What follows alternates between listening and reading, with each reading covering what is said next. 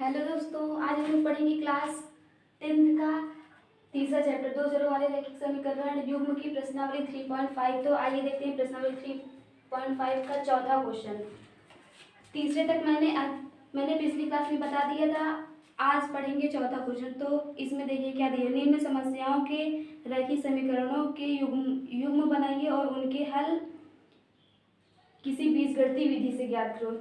तो इसमें देखो लैंग्वेज दिया हुआ है। इस चौथे क्वेश्चन में लैंग्वेज दिया हुआ है जिसका हम लोगों को रैखिक समीकरण युग्म बनाना है और उसको बीजगणितीय विधि से हल करना है। बीजगणितीय विधि में उसमें तीन विधियां होती थी, प्रतिस्थापन, विलोपन, वज्र गुणनखंड विधि। तो उसमें से जो ठीक लगे उस विधि से हल करना है। तो आइए देखते हैं इसका चौथे का पहला क्वेश्चन। चौथे का पहला क्वेश्चन देखते हैं। पढ़िए क्या बोला हुआ है।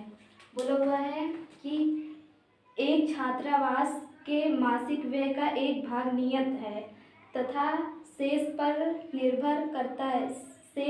निर्भर करता है कि छात्र ने कितने दिन का भोजन लिया है। जब एक विद्यार्थी ए जो 20 दिन भोजन करता है 1000 रुपये छात्रावास के व्यय के लिए अदा करने पड़ते हैं, जब कि एक विद्यार्थी बी को जो 26 दिन भोजन करता है और छात्रावास को 1180 अदा करने पड़ते हैं। नियत व्यय और प्रतिदिन का भोजन का मूल्य ज्ञात करो। तो यहाँ पे पहले मान लेंगे कि नियत व्यय क्या है। देखो जो क्वेश्चन में पूछा रहता है उसी को मानना पड़ता है। तो यहाँ देखो मानेंगे, माना नियत व्यय कितना है। नियत व्यय x रुपए है और क्या x रुपए है और क्या। अब जो नियत के अलावा व्यय करने पड़ते हैं उसको मान लेते हैं y। तो और मान लेते हैं अतिरिक्त व्यय, जिसको बोलते हैं अतिरिक्त व्यय कितना है y रुपए है। अब इसमें बोला हुआ है कंडीशन क्या बोला हुआ है, प्रश्नानुसार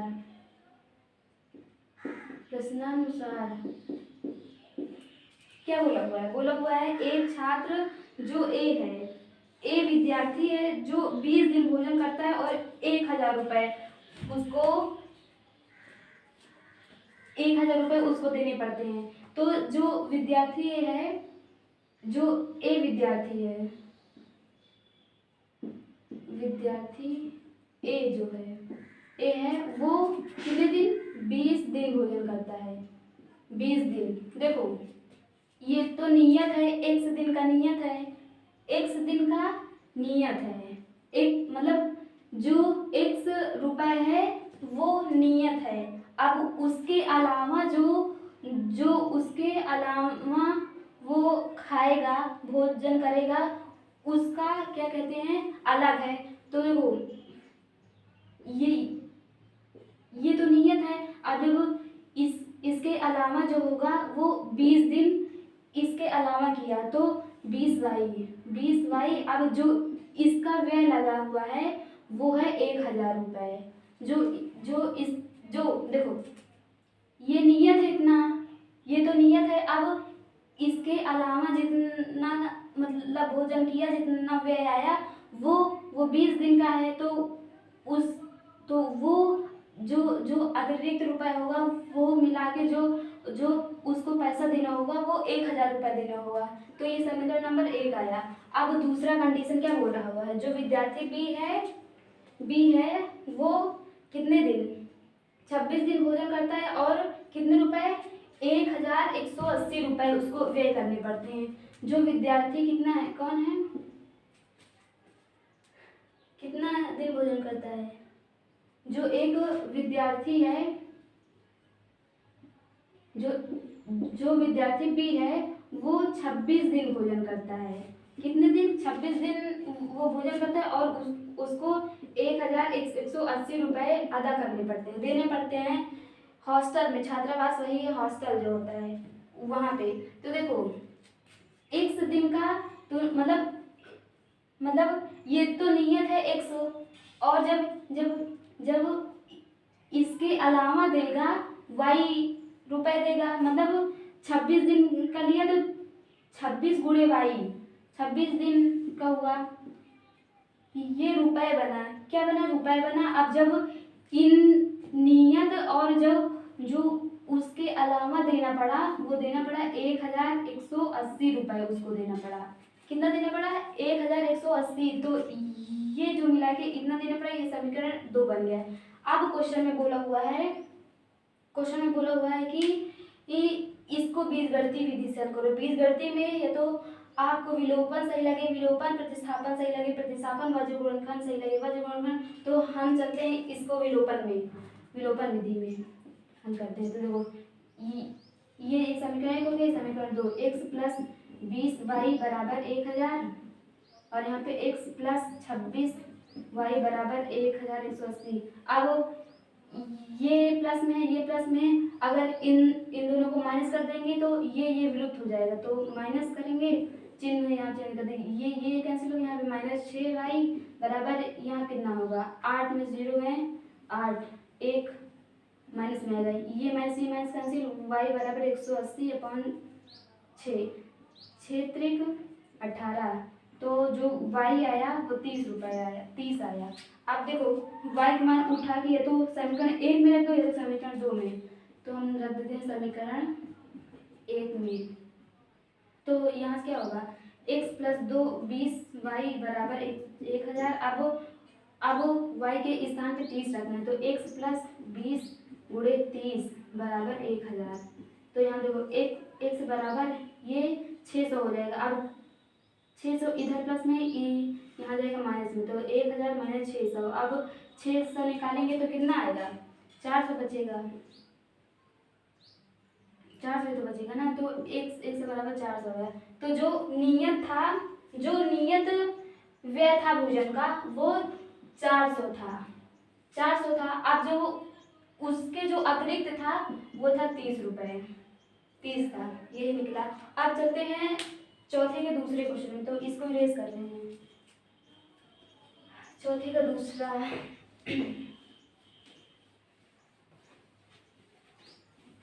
पढ़ो, चौथे का दूसरा क्या है,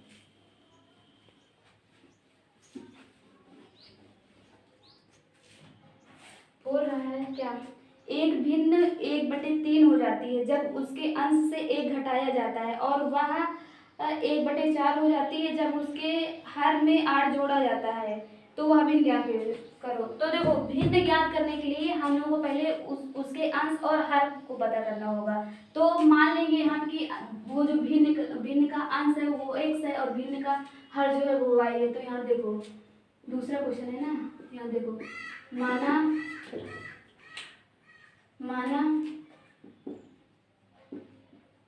भिन्न का अंश बराबर कितना है x तथा हर बराबर y मान लेते। अब जो भिन्न जो बनेगी वो बनेगी x/y, ये भिन्न बनेगी। अब प्रश्नानुसार मतलब प्रश्न के अनुसार क्या बोला हुआ है, पढ़िए क्या बोला हुआ है। देखो बोला हुआ है एक भिन्न 1/3 हो जाती है जब उसके अंश से 1 घटाया जाता है। तो भिन्न क्या है, यहाँ पे x/y है, और ये 1/3 हो जाती है जब इसके अंश से एक घटाया जाता है, तो ये 1/3 हो जाती है। जब भिन्न के अंश से 1 घटाया जाता है तो वो 1/3 हो जाती है, ये हो जाती है। और दूसरे में बोला हुआ है दूसरी शर्त में बोला हुआ है, क्या बोला हुआ है, बोला हुआ है कि वह 1/4 हो जाती है जब हर में 8 जोड़ा जाता है। वह जो भिन्न है वह 1/4 हो जाती है जब उसके हर में 8 जोड़ा जाता है, तो वह 1/4 हो जाती है। बोला हुआ है कि ये जो भिन्न है ये 1/4 हो जाती है जब इसके हर में 8 जोड़ा जाता है, तो ये हुआ। अब इसको सरल करेंगे तो ये पूरा यहाँ करो, क्या होगा यहाँ पे 3x माइनस 3 बराबर y, यहाँ से लिखेगा y। तो अब इसको इधर लाओ, 3x माइनस वाई बराबर 3, ये वो समीकरण नंबर 1। इसका भी 3 गुणा करो, 4 इसमें गुणा होगा ये इसमें, तो 4x बराबर y प्लस 8। तो ये जो y है यहाँ पे प्लस में इधर आएगा माइनस, 4x माइनस वाई बराबर 8, ये समीकरण नंबर 2 आया। अब देखो, अब क्वेश्चन में बोला हुआ है कि ये जो इक्वेशन निकला है इसको बीजगणितीय विधि से हल करो। किस विधि से? बीजगणितीय विधि से। तो आइए हम इसको विलोपन विधि से हल करते हैं। विलोपन की प्रतिस्थापन विधि से हल कर देते हैं। प्रतिस्थापन विधि, इसमें क्या होता है? इस विधि में क्या होता है, किसी एक समीकरण से x या y का मान निकालते हैं और उसका मान समीकरण दूसरे में रख देते हैं। तो चलो समीकरण 1 से देखो, समीकरण 1 से क्या समीकरण है, 3x माइनस वाई बराबर 3। अब इसमें से ये तो x का मान निकाल रहे हैं, तो y का, तो यहाँ से हम x का मान निकाल रहे हैं। ये देखो, ये y माइनस में इधर आएगा प्लस में, y अब 3 इधर गुणा में इधर रहेगा भाग में, 3 ये भाग में चला गया। अब ये जो x की वैल्यू y, इसको उठाकर समीकरण नंबर दूसरे में रखेंगे। तो समीकरण दूसरे में, तो देखो समीकरण नंबर क्या है, 2 और x के इस स्थान पे रखेंगे 3 प्लस वाई अपॉन 3, ये रखा, और माइनस वाई बराबर 8, ये है। अब 4 को इतने पूरे गुणा करेंगे, 4 कहीं 12 प्लस 4 वाई, अब ये इसमें गुणा होगा 3 वाई बराबर, जो लासा 3 आया था उसको इसमें गुणा करो, 8 त्रिक 24, ये हुआ। अब देखो ये इधर प्लस में है, इधर जाएगा माइनस, 4 वाई में से 3 वाई निकल गया, वाई आएगा। तो देखो 24 माइनस 12 क्या होगा, 12 आएगा। तो जो y है, y यहाँ पे क्या है, हर है, वो 12 है, और क्या x कहाँ हुआ है। देखो अब y का मान इसमें रखेंगे, तो देखो क्या होगा, x का मान निकलेगा 3 प्लस 12 बराबर 3, 3 15, 5 3 5 15, तो जो x आया वो 5 आया। तो जो भिन्न निकलेगी वो क्या निकलेगी, 5/12, यही भिन्न निकलेगी। तो हम लोग का चौथे का दूसरा क्वेश्चन समाप्त हो गया। अब चलते हैं चौथे के तीसरे क्वेश्चन में। तो इसको इरेज कर रहे हैं।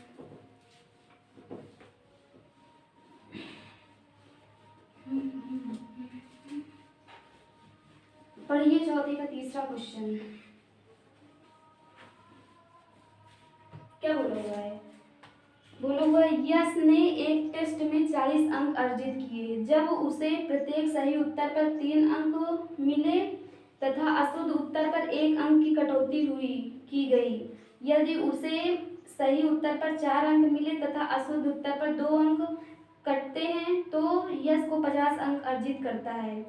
टेस्ट में कितने प्रश्न थे? तो देखो प्रश्न चाहे जितने हो, उस इसमें बोला हुआ है सही और गलत। तो यहाँ पे मान लेते हैं कि माना सही कितने थे, तो यहाँ देखो माना सही प्रश्न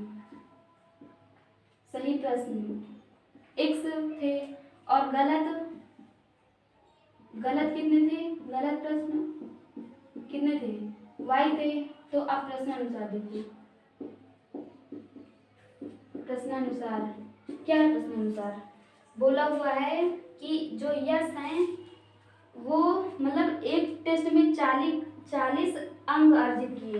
देखो 40 अंक वो कब पाएगा, देखो जो सही होगा, मान लो कि 40 अंक है, मतलब कि अंक मिले हैं 40 अंक, ये वाला सही है, ये वाला गलत था।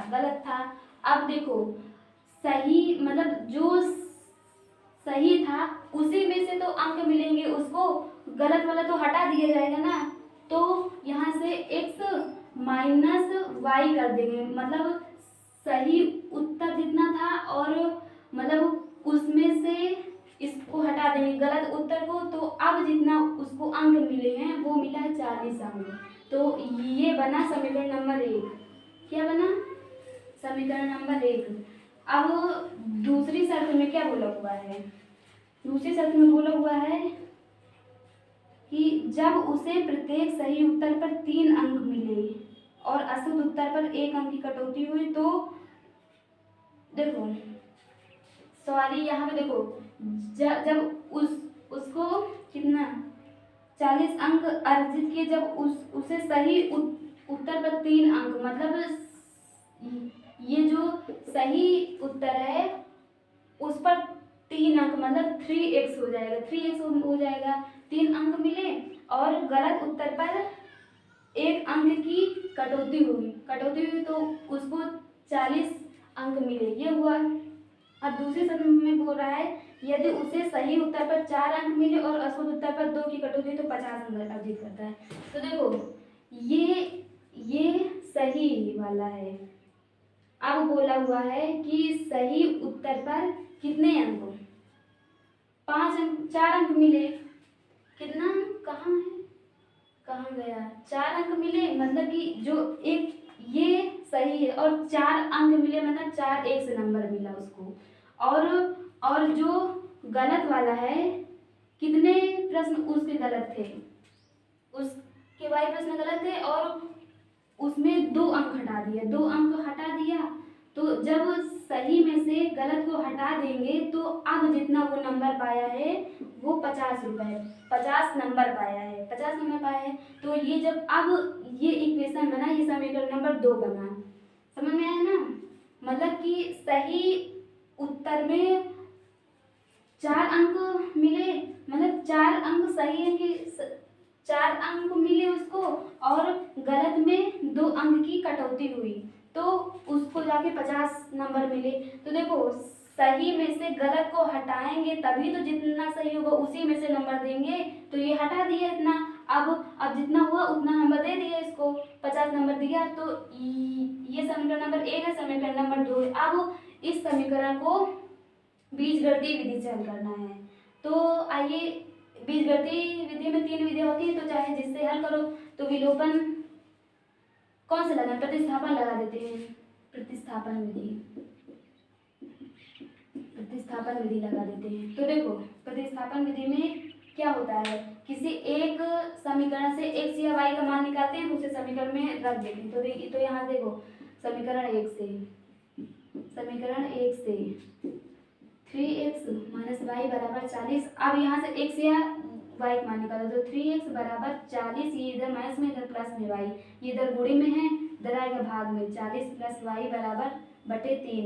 ये जो x की वैल्यू आई इसको उठाकर समीकरण नंबर 2 में रख देंगे। तो यहाँ देखो समीकरण 2 में, तो यहाँ देखो 4x माइनस 2y बराबर 50, 2 कॉमन है यहाँ से ना, तो देखो 2x माइनस वाई बराबर 25 ये है। अब x की वैल्यू यहाँ पर रखो, कितना है 40 प्लस वाई बटे 3 माइनस वाई बराबर 25, तो इसको इसमें गुणा करो, 4 दूनी 8, 80 प्लस 2y बटे 3y बराबर 25 से 75। अब ये इधर प्लस में इधर जाएगा माइनस में, तो 2y माइनस 3y कितना बचा, माइनस वाई बराबर 75। देखो 75 माइनस 80 कितना बचेगा, माइनस 5 बचेगा। तो y की जो वैल्यू आई वो 5 आई। और अब y की वैल्यू चाहे समीकरण 1 में रख दो, समीकरण 2 में रख दो, चाहे इसमें रख दो, तो हम इसमें रखते हैं। तो देखो x बराबर 40 माइनस प्लस 5 बराबर 3, तो यहाँ देखो 4/45 बटे 3, तो 3 एकम 3, 3 बचे 15, तो जो एक x की वैल्यू है 15 आई।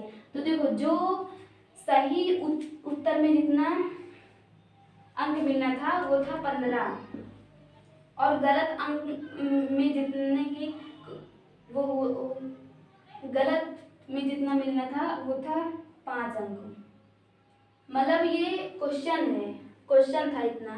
तो अब पूछा हुआ है प्रश्नों की संख्या बताओ, तो प्रश्नों की संख्या कितनी होगी, प्रश्नों की, गलत प्लस सही मतलब सही। देखो क्वेश्चन कितने दिए रहेंगे, देखो जितने दिए रहेंगे क्वेश्चन सही, देखो जैसे आपने 6 क्वेश्चन किए, 6 में 3 सही है और 3 गलत है क्वेश्चन। तो देखो अब कुल क्वेश्चन कितने थे आपके, सही प्लस गलत मिला के, तभी तो उसमें पूरा क्वेश्चन थे। मतलब सही में आपको 6 नंबर मिला था, गलत में 6 नंबर, सॉरी सही में आपको 3 नंबर मिला था, गलत में 3 नंबर मिला था। अब सही गलत मिला के जितना हुआ आपको उतने क्वेश्चन तो दिए गए थे। तो यहाँ पे सही प्लस गलत, तो सही कितना है 15 सही है, और प्लस गलत कितना है 5 गलत है। तो यहाँ से जो टोटल क्वेश्चन जो थे वो 20 थे। तो ये हम लोग का क्वेश्चन समाप्त हो गया। कितना, चौथे का तीसरा समाप्त हो गया। आप चलते हैं चौथे में। तो इसको इरेज कर रहे हैं, इसको इरेज कर रहा हूँ। चौथा क्वेश्चन,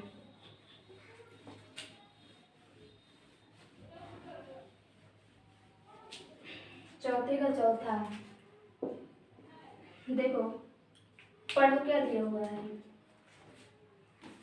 एक राजमार्ग पर 2 स्थान ए और बी 100 किलोमीटर की दूरी पर हैं। एक कार ए से तथा दूसरी कार बी से एक ही समय में चलना प्रारंभ करती है। यदि ये कारें भिन्न भिन्न चालों से एक ही दिशा में चलती हैं तो वे 5 घंटे पश्चात मिलती हैं। यदि वे विपरीत दिशा में चलती हैं तो वे 1 घंटे पश्चात मिलती हैं। दोनों कारों की चाल देखो।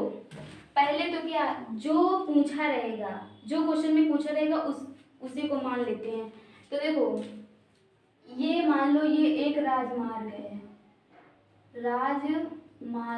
ये एक राजमार्ग है कि नहीं है। अब इसमें दो रास्ते हैं, ये है ए, एक है ए और एक है बी।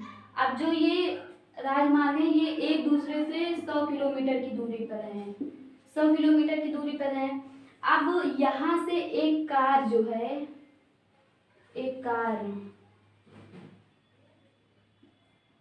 ये एक कार है और यहाँ पे बी पे भी एक कार खड़ी हुई है, ये कार है, कार खड़ी हुई है। अब बोला हुआ है कि ये कार एक ही समय में चलना प्रारंभ करती है। तो देखो अब यहाँ पे मान लेंगे, माना चाल भी तो मानना पड़ेगा ना। तो माना कार एक ही चाल क्या होगी, x किलोमीटर प्रति घंटा मान लेंगे, तथा कार b की चाल जो होगी वो y किलोमीटर प्रति घंटा होगी। ये हुई। अब देखो बोला हुआ है कि जब ये दोनों कारें एक ही दिशा में चलना प्रारंभ करती हैं तो 5 घंटे पश्चात क्या है, 5 घंटे पश्चात मिलती हैं। नहीं, जब यदि ये कारें भिन्न भिन्न चालों से एक ही दिशा में चले, मान लो कि ये कार भी इसी दिशा में चलती है, ये कार भी इसी दिशा में चलती है, तो देखो कब ये दोनों कारें साथ में कब मिलेंगी, मतलब भिन्न मतलब इन दोनों की चाल भिन्न है, अलग है। तो ये दोनों एक स्थान पे कब मिलेंगी, जब देखो इसकी चाल धीरे होगी और इसकी तेज होगी। देखो जैसे आप जा रहे हैं, हम आपके पीछे हैं, तो हम आपको कब पकड़ेंगे, जब हम अपनी स्पीड तेज बढ़ाएंगे तभी तो आपको पकड़ लेंगे। तो यहाँ पे जब ये स्पीड तेज करेगा तो ये इसको पकड़ लेगा। तो देखो 5 घंटे पश्चात मिलती हैं।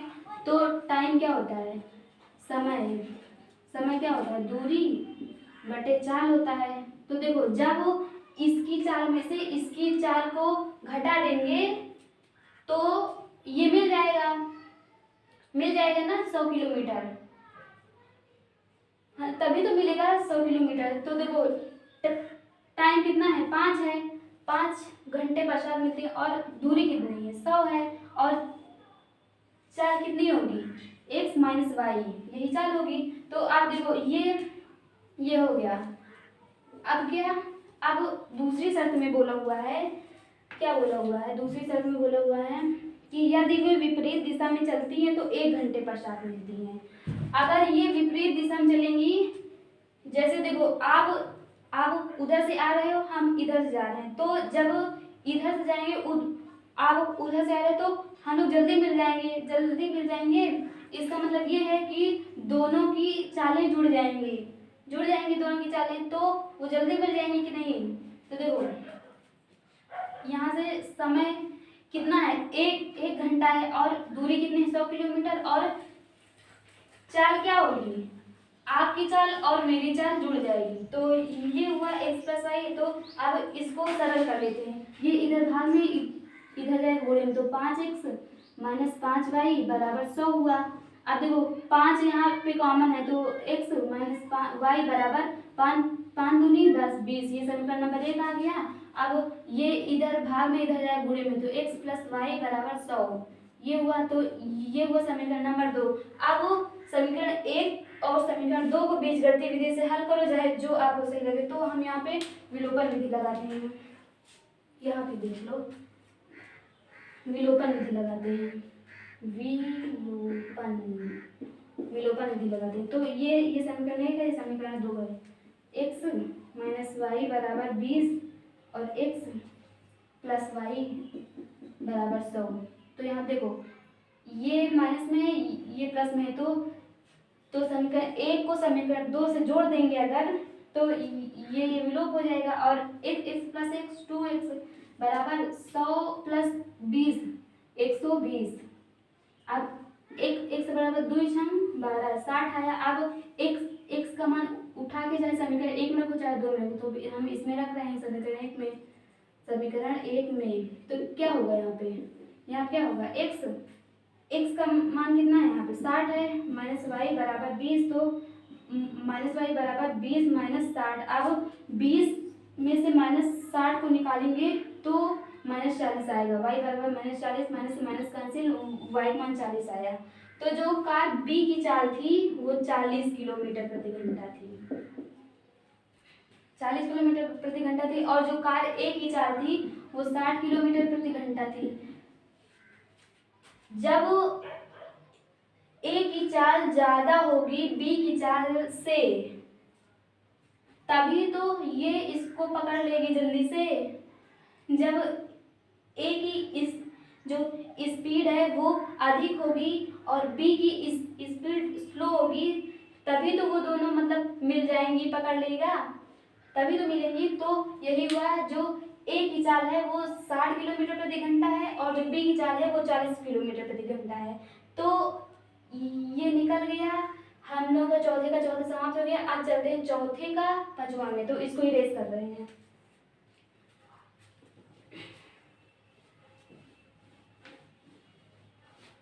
चौथे का पांचवा में क्या दिया हुआ है देखिए,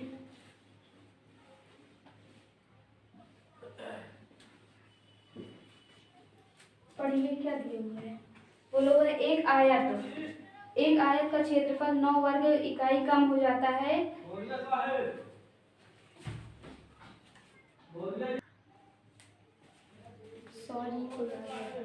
तो आइए चौथे का पांचवा क्वेश्चन देखते हैं, क्या बोला हुआ है। एक आयत का क्षेत्रफल 9 वर्ग इकाई कम हो जाता है यदि उसकी लंबाई 5 इकाई कम कर दी जाए और चौड़ाई 3 इकाई बढ़ा दी जाए। तब यदि हम लंबाई को 3 इकाई और चौड़ाई को 2 इकाई बढ़ा दे तो क्षेत्रफल इतना हो जाता है। आयत का क्षेत्रफल ज्ञात करो, नहीं आयत की विमाएं ज्ञात करो।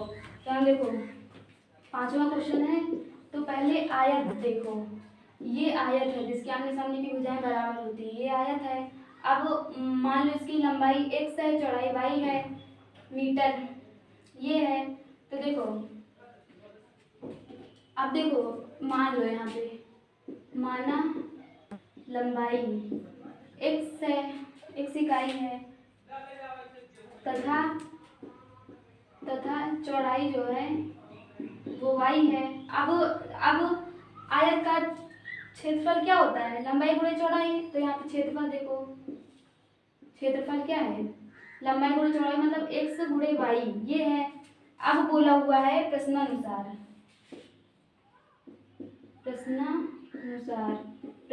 बोला हुआ है, क्या बोला हुआ है कि उसका आयत का क्षेत्रफल 9 वर्ग इकाई कम हो जाता है यदि उसकी लंबाई 5 इकाई कम कर दे तथा चौड़ाई 3 इकाई बढ़ा दे, तो देखो यदि इसकी लंबाई 5 इकाई कम कर दें, x में से मतलब जितना है उसमें से 5 कम कर दें तथा चौड़ाई में से 3 बढ़ा दें, तो जो चौड़ाई y है इसमें 3 बढ़ा दें तो जो इसका क्षेत्रफल होगा, क्षेत्रफल कितना था पहले एक्स वाई था, जो इसका क्षेत्रफल था तो वो 9 वर्ग इकाई कम हो जाता है। ये हुआ या नहीं, कम हुआ तो उसका क्षेत्रफल कितना होता है आयत का, लंबाई गुणे चौड़ाई, तो ये लंबाई है ये चौड़ाई है और ये क्षेत्रफल था, इसमें से बोला है 9 वर्ग इकाई कम हो जाता है यदि लंबाई में 5 कम कर दे तथा चौड़ाई में 3 बढ़ा दे, तो ये जो क्षेत्रफल होता है वो 9 वर्ग इकाई कम हो जाता है, कम ही होता है ना, हाँ कम हो जाता है। तो ये अब देखो ये हुआ, और दूसरी शर्त में बोल रहा है, दूसरी शर्त में बोल रहा है, क्या बोल रहा है, बोला हुआ है कि यदि हम लंबाई 3 इकाई और चौड़ाई 2 इकाई बढ़ा दें, यदि हम जो लंबाई है वो 3 कितना 3 इकाई और जो चौड़ाई है वो कितना 2 2 इकाई बढ़ा दें, तो जो क्षेत्रफल है, ये क्षेत्रफल इसका जो क्षेत्रफल है वो कितना 67 बढ़ जाता है, वर्ग इकाई बढ़ जाता है।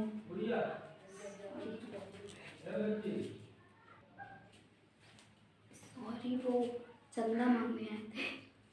तो आइए देखते हैं, ये पता है यहाँ पे, अब देखो इसको सरल करते हैं, ये इसका पहले लेते हैं इतने पूरे में गुणा करते हैं, तो देखो एक एक्स का वाई में गुणा करो एक्स वाई, और प्लस है यहाँ पे प्लस एक्स का 3 में करो 3 एक्स, माइनस 5 का वाई में करो माइनस 5 वाई, और माइनस 3 का 5 का 3 में, माइनस 5 3 15 बराबर एक्स वाई।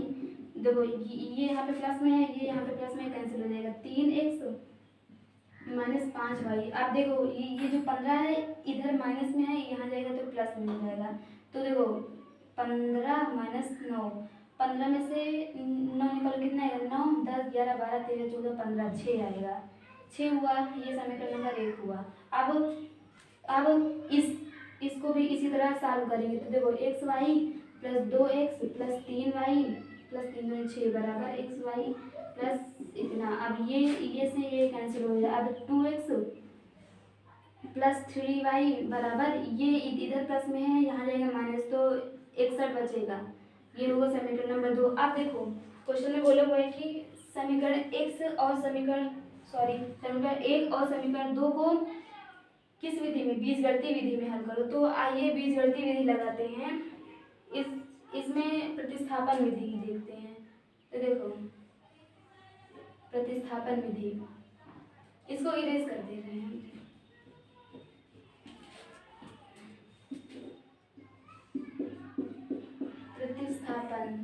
प्रतिस्थापन विधि में देखो क्या होगा, समीकरण 1 से x या y का मान निकालते हैं, समीकरण 2 में रखते हैं, तो समीकरण क्या है 3x माइनस 5y बराबर 6। अब देखो 3x बराबर 6 माइनस प्लस 5y हो जाएगा, इधर प्लस में इधर माइनस में इधर प्लस में, अब 3 यहाँ गुणे में इधर आएगा भाग में, तो बराबर कि क्या होगा यहाँ पे 6 प्लस 5y बटे 3 इधर भाग में चला गया। अब जो x की वैल्यू निकली है इसको उठा के तो ये समीकरण 2 में रखो, समीकरण 2 में, तो समीकरण 2 क्या है 2 इंटू एक्स कितना है 6 प्लस 5y बटे 3 ये हुआ, अब प्लस 3y बराबर 61 ये हुआ। अब 2 को इतने पूरा गुणा करो, 6 दूनी 12 प्लस 5 दूनी 10y प्लस 3 त्रिका 9y बराबर 3 3 छंग 18 इतना हुआ। अब ये इधर प्लस में है इधर जाएगा माइनस में, 10 9 19 y बराबर यहाँ से माइनस 12 निकले कितना आएगा 171 आएगा बराबर 19y। अब y अब 19 इधर देखो किसमें है, गुणे में है तो इधर रहेगा भाग में। 19 नवैया क्या होता है, 171। 19 नवैया 171, जो अब y का मान आया वो 9 आया, तो एक x का मान, अब y का मान उठा के इसमें रखेंगे तो x का मान निकलेगा। तो देखो 6 + 5 और y कितना है 9 बटे इतना। अब इस देखो 6, यहाँ देख लो 6 + 5 9 45 बटे 3, तो 6 5 11 5 3 3 कन्नम 3 4 5 3 2 2 इधर गया, 3 सत्ते 21, तो जो x की वैल्यू है 17 आई। अब क्या थी, जो लंबाई है वो 17 है, 17 का है, अब जो चौड़ाई है वो कितना है 9 है, यही निकला। तो हम लोग की प्रश्नावली 3.5 समाप्त हो गई है। कल हम लोग पढ़ेंगे प्रश्नावली 3.6। तो आज के लिए बस इतना ही। Thank you so much.